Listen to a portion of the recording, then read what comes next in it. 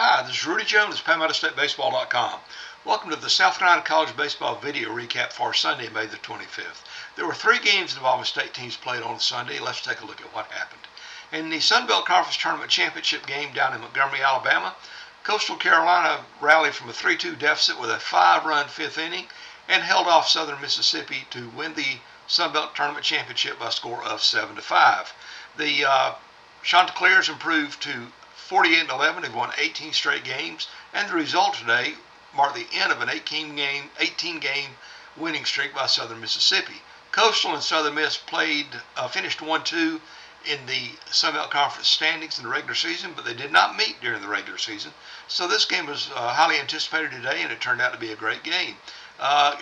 Wells Sykes had 2 hits and drove in 3 runs for Coastal. Caden Bodine, Walker Mitchell, and Colby Thordock also had 2 hits apiece, as Coastal improved again to 48-11. Southern Mississippi I mentioned they had their 18-game winning streak snapped. In the ACC Tournament Championship game up in Durham, North Carolina scored the first 14 runs of the game and beat Clemson by a score of 14-4.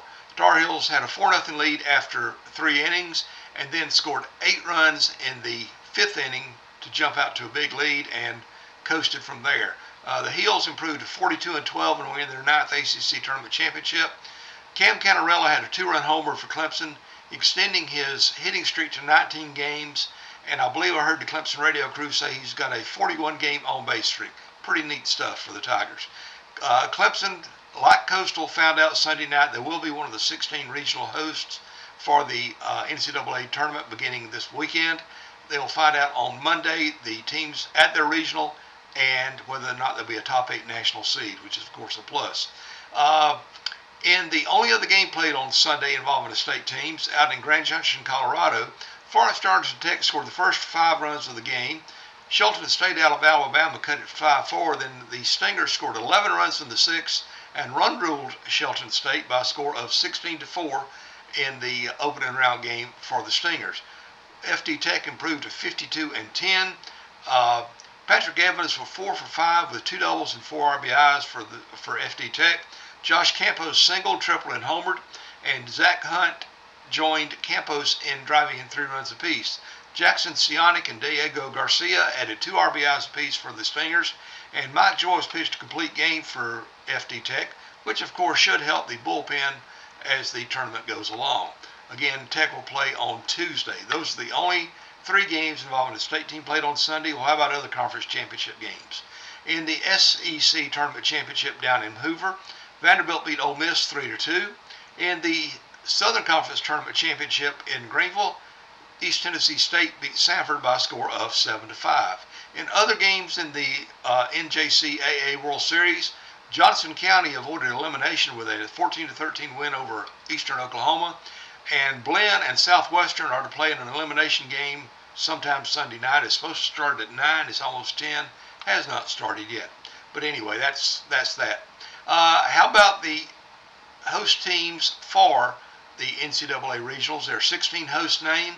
There were 8 from the SEC, 3 from the ACC, 2 from the Sun Belt, 2 from the Big Ten, and 1 as an independent.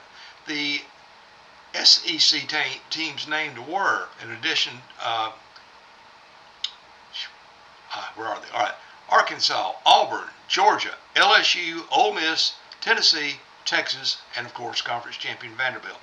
From the ACC, in addition to Clemson, are Florida State and North Carolina. Notable that regular season champion Georgia Tech did not get a host spot. From the Sun Belt Conference, you have Southern Mississippi joining Coastal Carolina, and from the Big Ten, you had Oregon and UCLA as host teams. The 16th team, again, I mentioned, is Oregon State, selected as an independent. The top 8 national seeds and the complete 64-team field will be named around noon or 1 o'clock on Monday. Of course, USC Upstate is waiting to find out where it's going to go with its first ever NCAA tournament bid. The Spartans are 36-23 and won the Big South Conference Tournament Championship. The way the format is, of course, there are 16 4-team double elimination tournaments. Then those 16 regional winners advance to super regional play, a best of 3 series the following weekend, with the 8 super regional winners advancing to the NCAA World Series in Omaha later in June.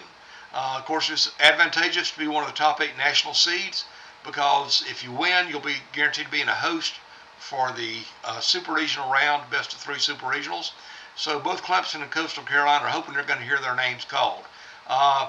If, for instance, one of the top 8 national seeds should lose, the lower seeded team, for instance, if a 15 seed beats the number 2 seed, then the 15 seed would host the best of 3 super regional that following weekend. Or if they win and the 15 seed wins, 2 seed gets eliminated in the first round, then the 15 seed would host that super regional. But that's still got to find out things about that.